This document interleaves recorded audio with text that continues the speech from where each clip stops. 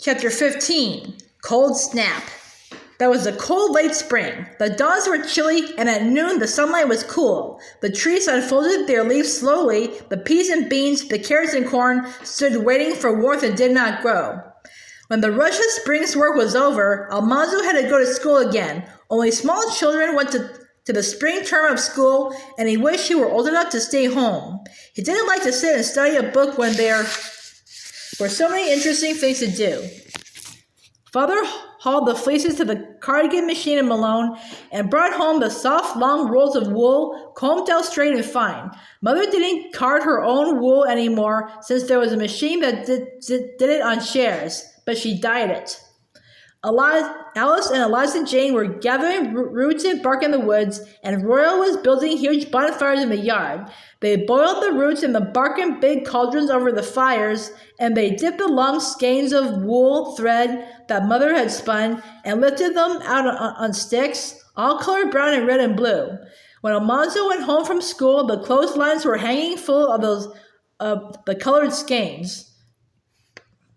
Mother was making soft soap, too. All the winter's ashes had been saved in a barrel. Now water was poured over them, and lye was dripping out of the little hole in the bottom of the barrel. Mother measured the lye into a cauldron and added pork rinds and all the waste pork fat and beef fat that she had been saving all winter. The cauldron boiled, and the lye and the fat made soap. Almanzo could have kept the bonfires burning. He could have dipped the brown, slimy soap out of the cauldron and filled the tubs with it, but he had to go to school. He watched the moon anxiously, for in the dark of the moon in May, he could stay out of school and plant pumpkins.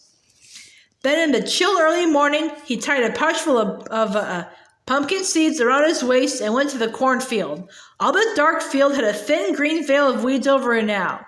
The small blades of corn were not growing well because of the cold. At every second hill of corn and every second row, Almanzo knelt down and took a thin, flat pumpkin seed between his thumb and finger. He pushed the seed, sharp point down, into the ground. It was chill work at first, but pretty soon the sun was higher. The air and the earth smelled good, and it was fun to poke his finger and thumb into the soft soil and leave the seed there to grow.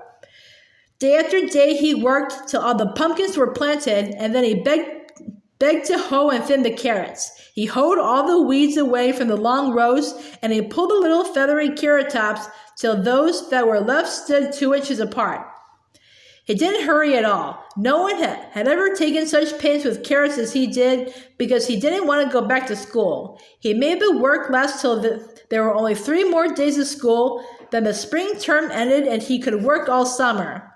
First, he helped hoe the cornfield. Father plowed between the rows, and Royal and Almanzo with hoes killed every weed that was left and hoed around each hill of corn. Slash, slash went the hoes all day, stirring the earth around the young shoots of corn and the first 2 flat leaves of the pumpkins.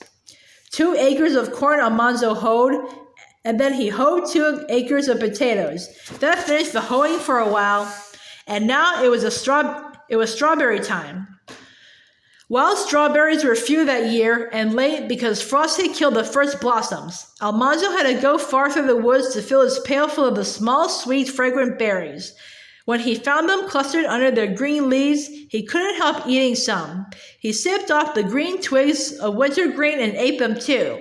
And he nibbled with his teeth the sweet, sour wood sorrel stems right up to their frail lavender blossoms. He stood to shy stones at the frisking squirrels, and he left his pail on the banks of streams and went wading, chasing the minnows. But he never came home till his pail was full. Then there were strawberries and cream for supper, and next day Mother would make strawberry preserves. I never saw corn grow so slowly, Father worried. He plowed the field again, and again Almanzo helped Royal to hoe the corn. But the little shoots stood still. On the 1st of July,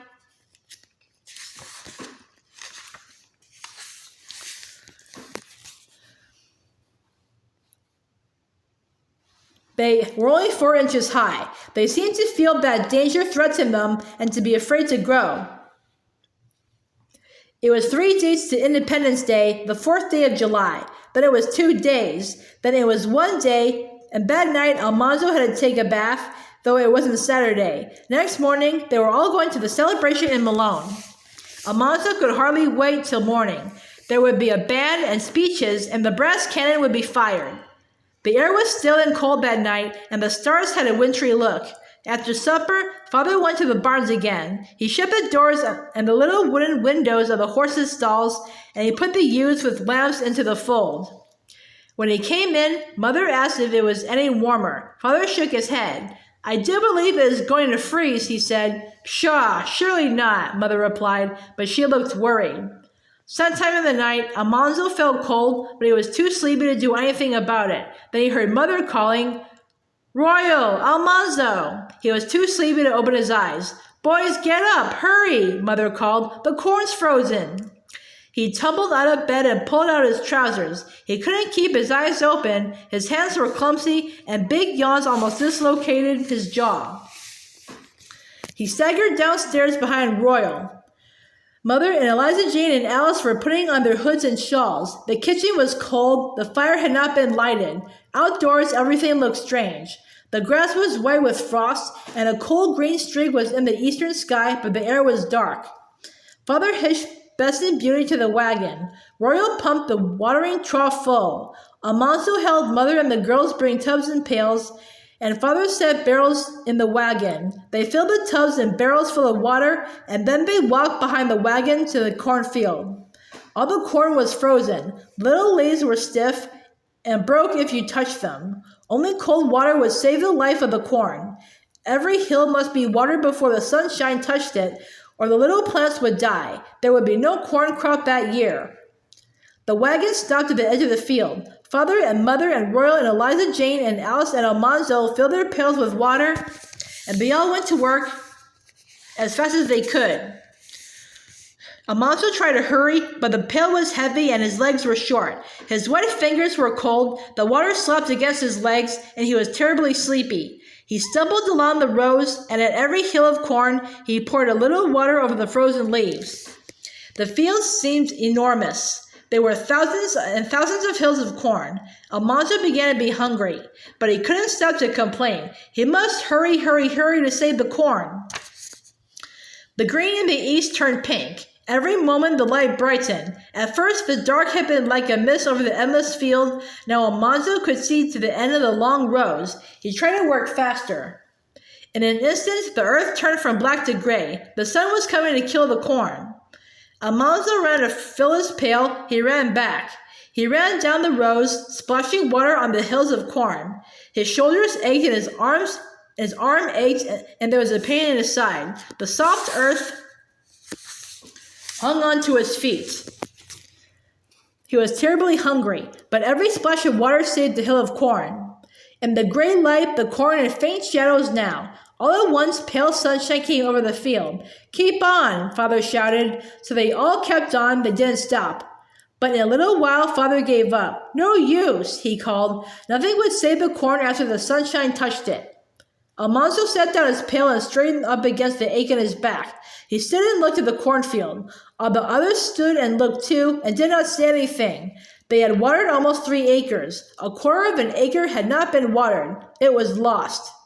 Almanzo trudged back to the wagon and climbed in. Father said, "Let's be thankful we saved most of it." They rode sleepily down to the barns. Almanzo was not quite awake yet, and he was tired and cold and hungry. His hands were clumsy, doing the chores, but most of the corn was saved.